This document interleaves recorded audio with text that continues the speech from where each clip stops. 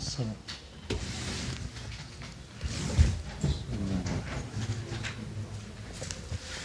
بسم الله الرحمن الرحيم. اللهم انفعنا بما علمتنا وعلمنا ما ينفعنا. اللهم ألهمنا مراشد أمورنا وقنا شرور أنفسنا. ربنا تقبل منا إنك أنت السميع العليم.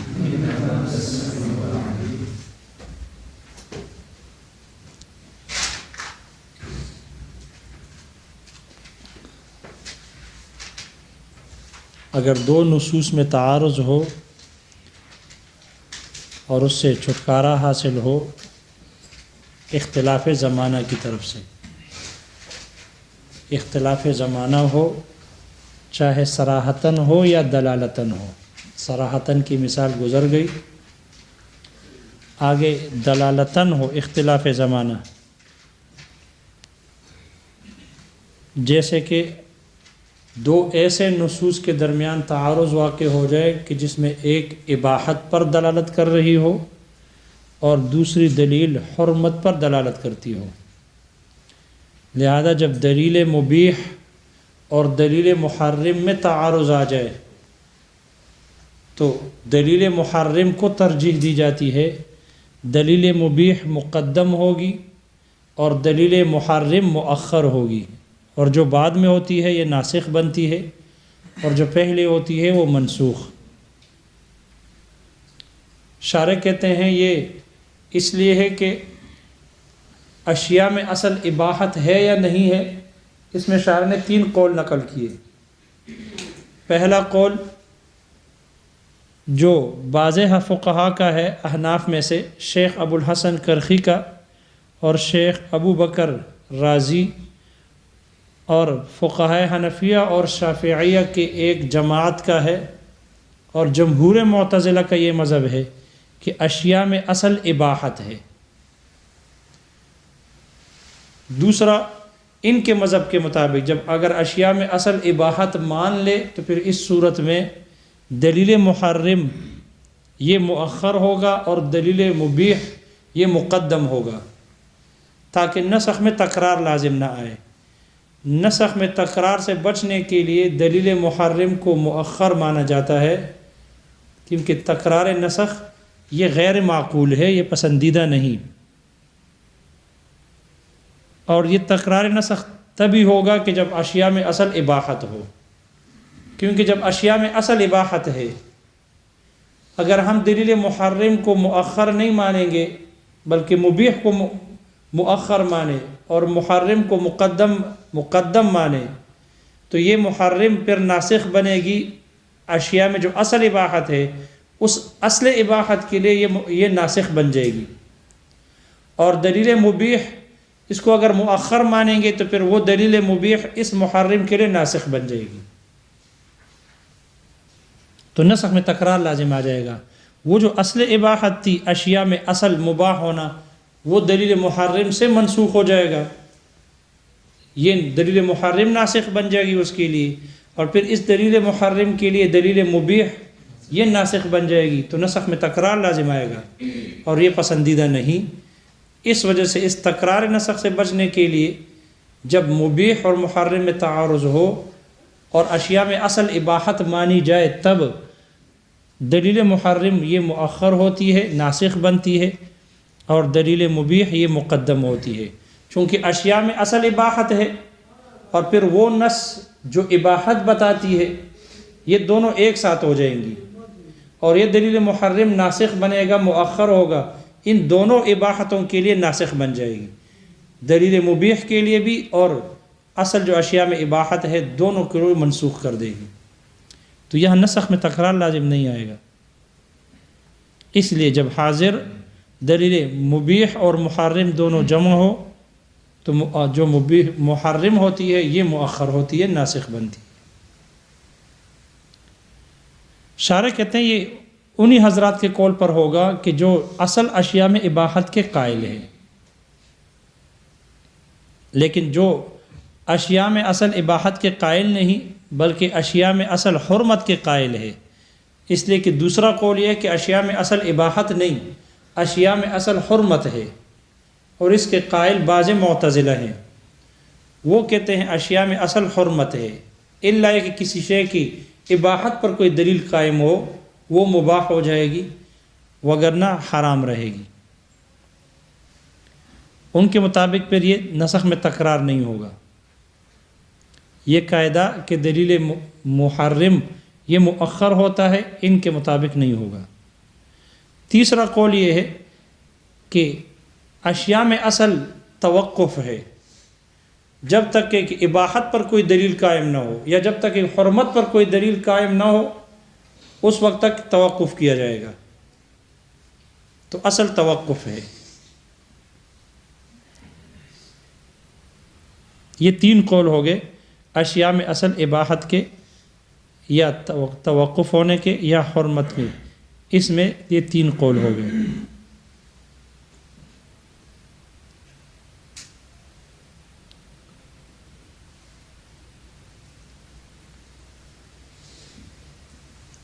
لہذا اگر پہلے والے قول کو لے لیا جائے اور دلیل محرم اور مبیح دو نصوص میں تعارض آ جائے، ایک سے جواز معلوم ہو رہا ہو دوسرے سے عدم جواز، ایک سے حلال ہونا معلوم ہو رہا ہے دوسرے سے حرام ہونا معلوم ہو رہا ہو، تو اس صورت میں جو دلیل محرم ہوگی وہ مؤخر ہوگی اور جو دلیل مبیح ہوگی وہ مقدم ہوگی۔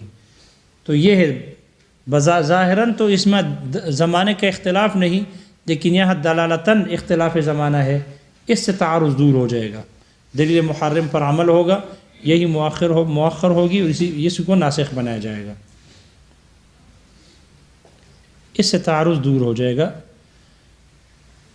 شارح کہتے ہیں میں نے بڑی لمبی گفتگو کی ہے تفسیر احمدی میں کہ اباحت اشیاء میں اباحت اصل ہے یا توقف ہے یا حرمت ہے، اس میں نے طویل گفتگو کی ہے اپنی تفسیر احمدی میں۔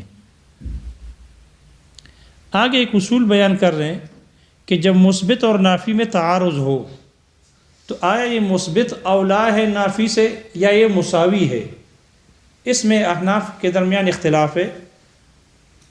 احناف میں سے شیخ ابو الحسن کرخی رحمہ اللہ فرماتے ہیں کہ مثبت یہ اولا ہے نافی سے ہر حال میں، جبکہ احناف میں سے شیخ عیسیٰ ابن ابان رحمہ اللہ فرماتے ہیں کہ نہیں، دونوں مساوی ہے قوت میں، اور جب دونوں قوت میں مساوی ہے لہذا جب ایک ہی حکم میں دو نافی اور مثبت دونوں نصوص آ جائے تو اس میں تعارض ہوگا، اور تعارض ہونے کے وقت پھر ترجیح قائم کی جائے گی راوی کے حال کو دیکھ کر یا دوسرے وجہ ترجیح کی وجہ سے ایک کو ترجیح دی جائے گی، لیکن یہ دونوں ہے قوت میں مساوی ہے، برابر ہے، مثبت اولا نہیں ہے نافی سے۔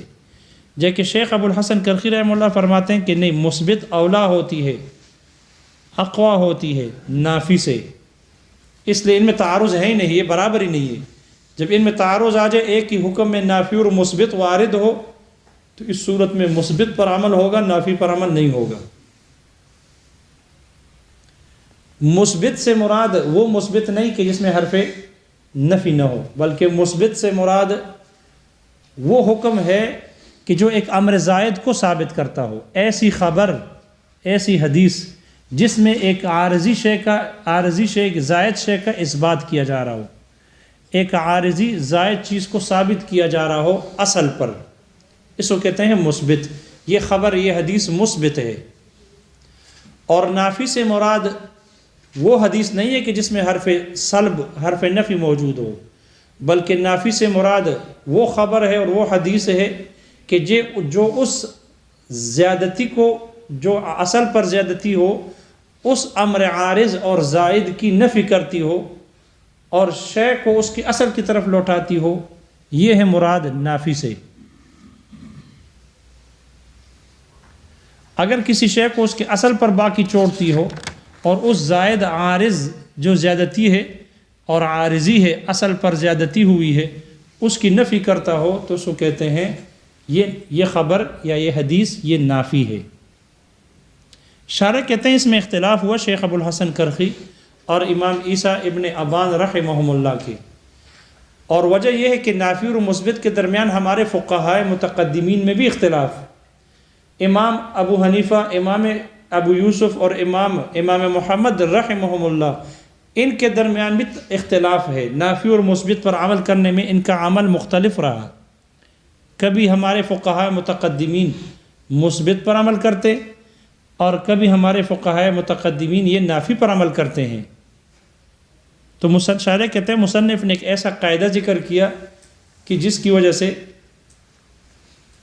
یہ اختلاف ختم ہو جاتا ہے، اٹھ جاتا ہے کہ ہمارے فقہاء کبھی مثبت پر عمل کرتے ہیں اور کبھی نافی پر عمل کرتے ہیں. اس کے بارے میں ضابطہ کیا ہے، قاعدہ کیا ہے؟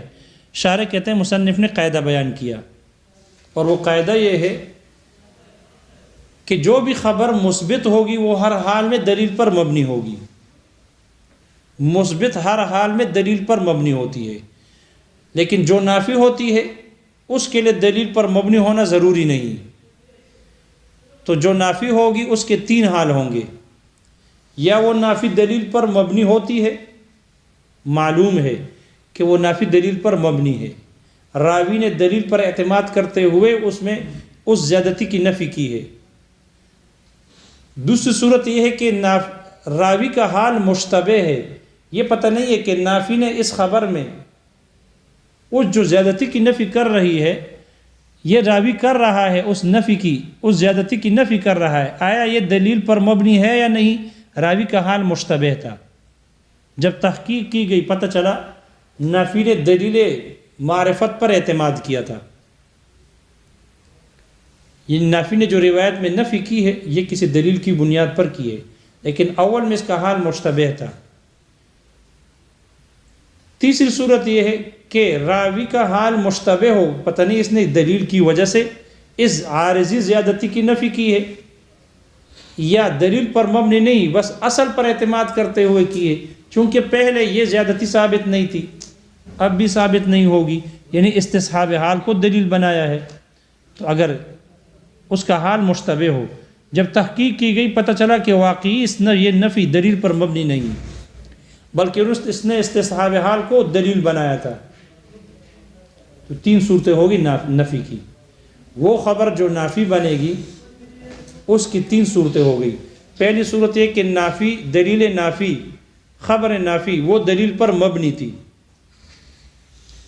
دوسری صورت یہ کہ وہ اس کا حال، راوی کا حال مشتبہ تھا، پتہ نہیں چل رہا تھا راوی دلیل کی بنیاد پر اس زیادتی کی نفی کر رہا ہے یا ویسے استصحاب حال کو دلیل بنا رہا ہے. تحقیق سے پتہ چلا دلیل پر مبنی ہے. تو ان 2 صورتوں میں نفی جو نافی ہے وہ نفی دلیل پر مبنی رہی. تیسری صورت میں جب تحقیق کی گئی پتہ چلا کہ اس نے استصحاب حال کو دلیل بنایا تھا، اس کے پاس کوئی دلیل تھی نہیں. تو 2 صورتوں میں نفی دلیل پر مبنی ہو گئی اور ایک صورت میں بغیر دلیل کی ہو گئی. اور مثبت تو ہر حال میں دلیل پر مبنی ہوتی ہے. اب نافی میں اور مثبت میں تعارض ہے یا نہیں ہے؟ دونوں برابر ہے یا نہیں ہے قوت میں؟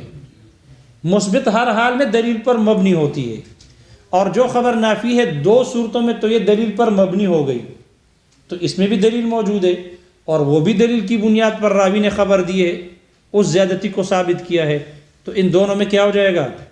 تعارض ہوگا. دونوں قوت میں برابر ہو گئے. اس لیے جب دونوں قوت میں برابر ہے تو ان میں تعارض ہوگا. تو شیخ عیسی ابن ابان کا مذہب ثابت ہو گیا، کیونکہ وہ کہتے ہیں کہ مثبت یہ نافی سے اولا نہیں ہے، اس کے مساوی ہے، لہذا دونوں میں تعارض ہے. ترجیح کے لیے کوئی اور وجہ ترجیح دیکھنی پڑے گی، راوی کا حال دیکھنا پڑے گا. اور تیسری صورت میں جب دلیل نفی یہ دلیل پر مبنی نہیں تھی، استصحاب حال پر مبنی تھی، اور استصحاب حال ہمارے نزدیک دلیل ہے نہیں، حجت ہی نہیں ہے. لہذا اب نفی والی روایت جو نافی ہے وہ بغیر دلیل کے ہے اور مثبت ہر حال میں دلیل پر مبنی. اس لیے اب ان میں تعارض ہوگا؟ نہیں ہوگا، کیونکہ مثبت دلیل پر مبنی ہے اور جو نافی ہے اس میں دلیل ہے نہیں. وہ تو استصحاب حال کو دلیل بنایا ہے اور وہ ہمارے نزدیک حجت ہے نہیں. اس لیے اس صورت میں شیخ ابو الحسن کرخی رحمہ اللہ کا مذہب ثابت ہو جائے گا، جو یہ فرماتے ہیں کہ مثبت اولا ہوتی ہے نافی سے. یہ ضابطہ ہے، یہ قاعدہ ہے۔ شارح کہتے ہیں ہمیں 3 مثالوں کی ضرورت پڑے گی، 3 مثالیں ایسے ہونی چاہیے کہ جس میں نہ 2 مثالوں میں نافی دلیل پر مبنی ہو، مثبت تو ہر حال میں دلیل پر مبنی ہوتی ہے، اور ایک مثال ایسی ہو کہ جس میں نافی وہ دلیل پر مبنی نہ ہو بلکہ استصحاب حال کی پر مبنی ہو۔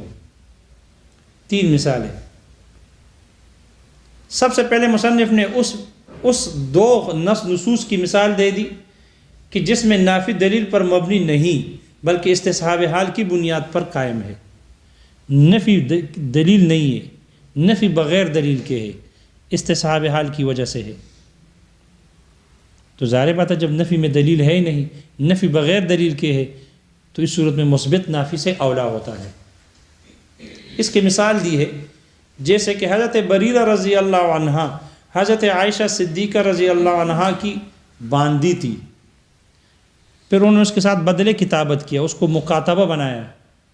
بدل کتابت ادا کرنے کے بعد جب بدل کتابت ادا کر دیا تو انہوں نے حضرت آزاد ہو گئی وہ، تو آپ علیہ الصلوۃ والسلام نے حضرت بریرہ رضی اللہ عنہ سے فرمایا ملکت بضع کی فختاری، تم اپنی بضع کی مالک بن گئی ہو اس لیے اپنے آپ کو اختیار کر سکتی ہو۔ اختاری مسئلہ خیار العتق کا ہے کہ جب کوئی باندی شادی شدہ ہو اور آزاد ہو جائے تو آیا اس کو خیار عتق حاصل ہے یا نہیں؟ خیار عتق کا مطلب ہے کہ آیا وہ جس غلامی کی زندگی میں ان کا نکاح ہو چکا، نکاح کے فسخ کرنے کے اس کو اختیار حاصل ہے یا نہیں؟ وہ سابقہ نکاح فسخ کر سکتی ہے یا نہیں کر سکتی؟ یہ ہے مسئلہ تو خیار عتق کا۔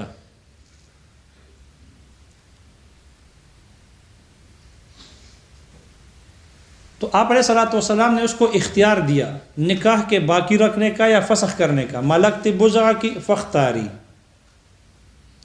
اس کے شوہر تھے حضرت مغیث رضی اللہ عنہ، وہ بھی غلام تھے، ابتداً غلام تھے وہ بھی، اور اس کے پکے ٹکے عاشق تھے، پکے ٹکے عاشق تھے۔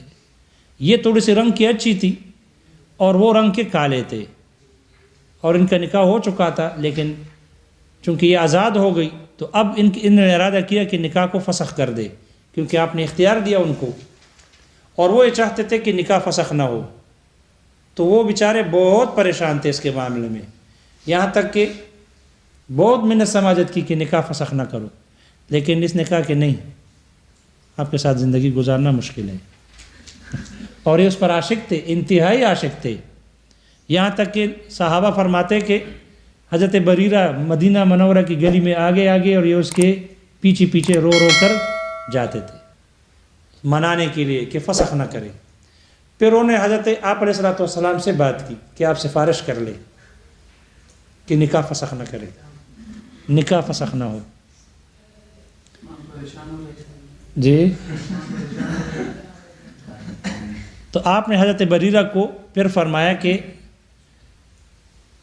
اس کے بارے میں آپ سوچ لے کہ نکاح آپ کو اختیار ہے، لیکن اگر آپ ان کے ساتھ رہنا چاہیں نکاح فسخ نہ کریں۔ تو حضرت بریرہ رضی اللہ عنہ نے فرمایا آپ حکم دے رہے ہیں یا مشورہ دے رہے ہیں؟ اگر حکم دے رہے ہیں تو سر آنکھوں پر ہے، نکاح فسخ نہیں کروں گی۔ مشورہ دے رہے ہیں تو پھر مجھے قبول نہیں ہے، اگر مشورہ دے رہے ہیں تو مجھے قبول نہیں ہے۔ امام الانبیاء کے مشورہ کو قبول نہیں کیا، امام الانبیاء اس پر ناراض نہیں ہوئے۔ استاذ کے مشورے کو کوئی نہ مانے تو مردود ہو جاتا ہے۔ کیا ہو جاتا ہے؟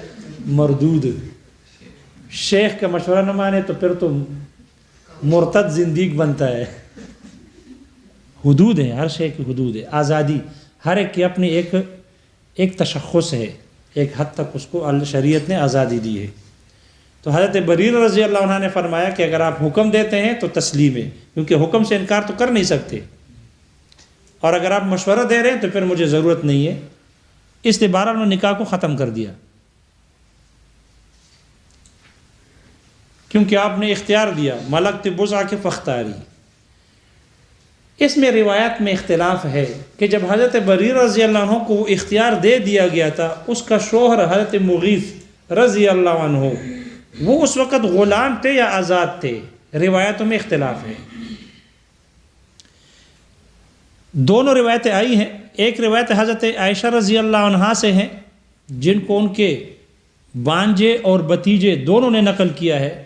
حضرت عروہ ابن زبیر اور حضرت قاسم ابن محمد بن ابی بکر رضی اللہ عنہم انہوں نے نقل کیا.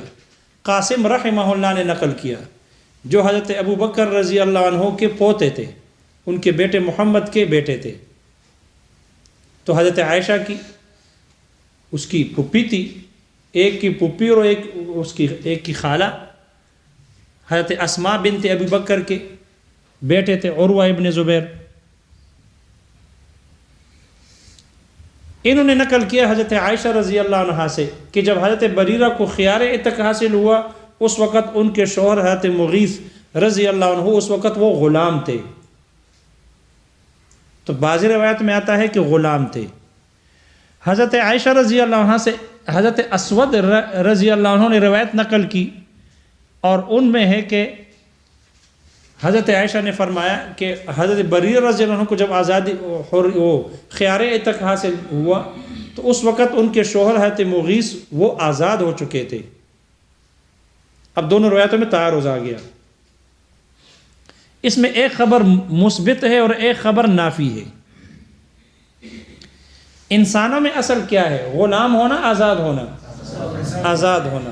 تو دیکھو انسانوں کے حق میں حریت اصل ہے اور غلام ہونا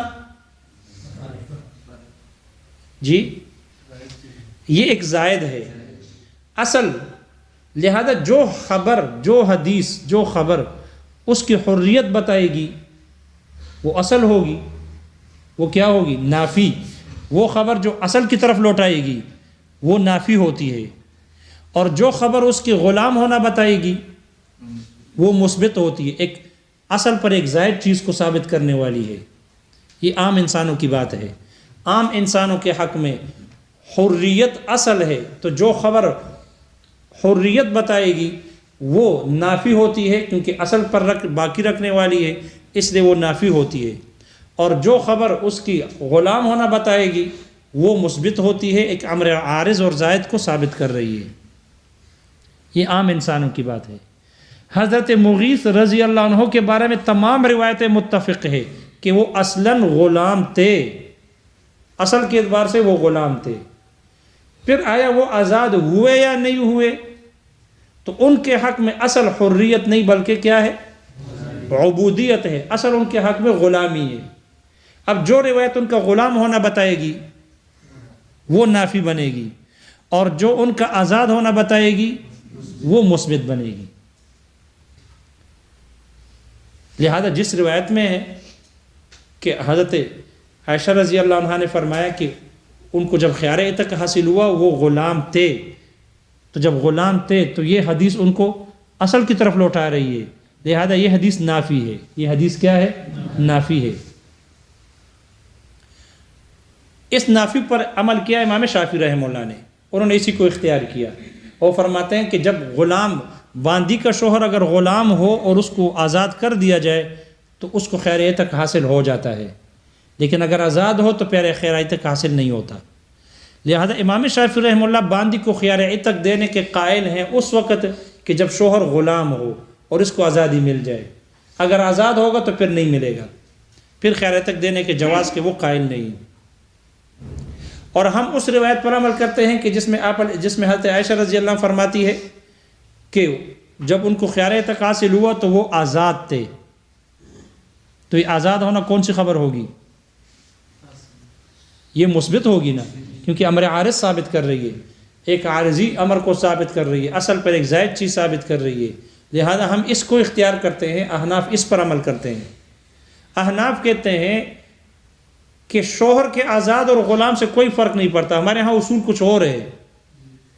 ہمارے نزدیک چاہے شوہر غلام ہو یا آزاد ہو، اگر باندی آزاد ہو جائے تو اس کو خیار عتق حاصل ہو جاتا ہے. شوہر آزاد اور غلامی سے اس کے خیار عتق پر کوئی فرق نہیں پڑتا، ہر حال میں اس کو خیار عتق حاصل ہے. جبکہ امام شافعی رحمہ اللہ فرماتے ہیں کہ نہیں، اگر شوہر غلام ہے تو خیار عتق حاصل، اگر شوہر آزاد ہے تو پھر اور باندی کو خیار عتق حاصل نہیں ہوگا آزاد ہونے کے بعد.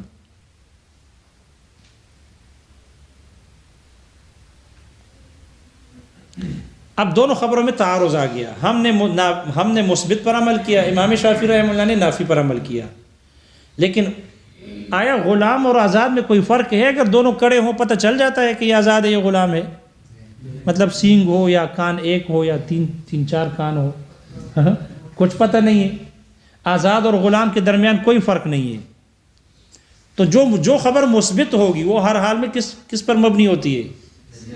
وہ ضرور دلیل پر مبنی ہوتی ہے، اس میں ضرور دلیل موجود ہوتا ہے۔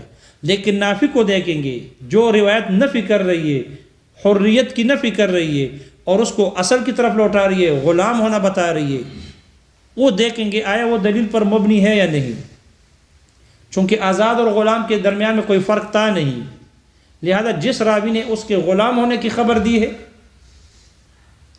تو اس میں کوئی دلیل نہیں ہے۔ جب دلیل نہیں ہے کیونکہ آزاد اور غلام میں کوئی فرق ظاہر میں ہے ہی نہیں، لہذا اس نے اصل پر اعتماد کرتے ہوئے استصحاب حال پر عمل کرتے ہوئے کہا چونکہ وہ پہلے غلام تھے تو آزادی کے دینے کے وقت خیار عتق کے وقت بھی وہ کیا ہوں گے؟ غلام ہوں گے۔ استصحاب حال کو دلیل بنایا، اور استصحاب حال دلیل ہمارے نزدیک حجت نہیں، امام شافعی رحمہ اللہ کے نزدیک تو حجت ہے لیکن ہمارے نزدیک حجت یعنی حجت ملزمہ نہیں ہے۔ جب حجت ملزمہ نہیں ہے تو اب نافی والی دلیل وہ خبر وہ بغیر نفی والی بغیر دلیل کے ہے، نفی بغیر دلیل کے، اور مثبت ہر حال میں کیا ہوتا ہے؟ اس سے جو خبر دے رہا ہے اس کے آزاد ہونے کا تو ضرور اس نے سنا ہوگا، ضرور اس نے اس کے آزاد ہونے پر واقف ہوا ہوگا یا سنا ہوگا، اس لیے تو اس کے آزاد ہونے کی خبر دے رہا ہے۔ لیکن جو نفی کر رہا ہے اس کے پاس دلیل نہیں، بظاہر ان کے پاس استصحاب حال ہے اور وہ ہمارے نزدیک حجت نہیں، لہذا جب ان دونوں میں تعارض آ گیا، ایک میں اس کے شوہر کے آزاد ہونا بتایا جا رہا ہے، دوسرے اس میں غلام ہونا بتایا جا رہا ہے، تو احناف مثبت پر عمل کرتے ہیں، یہاں پر نافی پر عمل نہیں کرتے، کیونکہ مثبت دلیل پر مبنی ہے اور جو نافی ہے وہ دلیل پر مبنی، وہ استصحاب حال پر مبنی ہے اور وہ ہمارے نزدیک حجت نہیں۔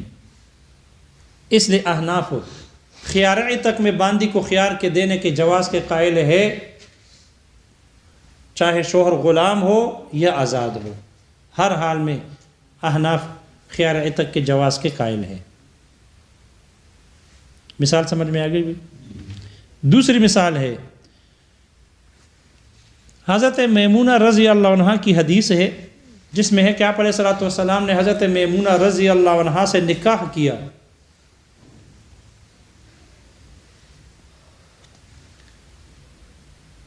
اس حال میں کیا، یہاں جو دلیل نافی ہے وہ اس کا حال مشتبہ تھا، لیکن پتہ چلا دلیل معرفت پر مبنی ہے، دلیل پر مبنی ہے۔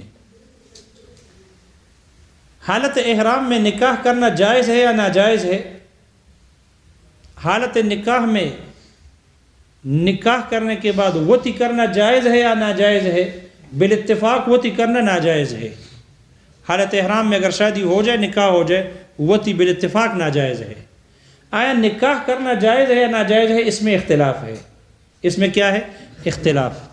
ہمارے نزدیک نکاح کرنا جائز ہے، جبکہ امام شافعی رحمہ اللہ فرماتے ہیں جیسے وطی ناجائز اسی طرح نکاح بھی ناجائز ہے،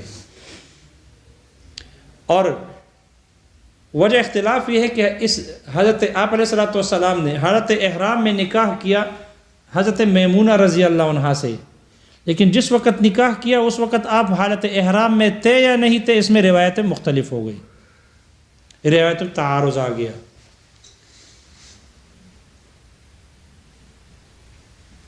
بعض روایتوں میں ہے کہ جس روایت کو عبداللہ ابن عباس رضی اللہ عنہما نے روایت کیا، وہ فرماتے ہیں کہ جب آپ نے حضرت میمونہ رضی اللہ عنہا سے نکاح کیا اس وقت آپ حالت احرام میں تھے، محرم تھے، جبکہ دوسری روایت میں ہے کہ جب آپ علیہ الصلوۃ والسلام نے حضرت میمونہ رضی اللہ عنہا سے نکاح کیا تو اس وقت آپ حالت حلال میں تھے، آپ نے احرام کھول دیا تھا اور نکاح کیا تھا، احرام توڑ دیا تھا آپ نے۔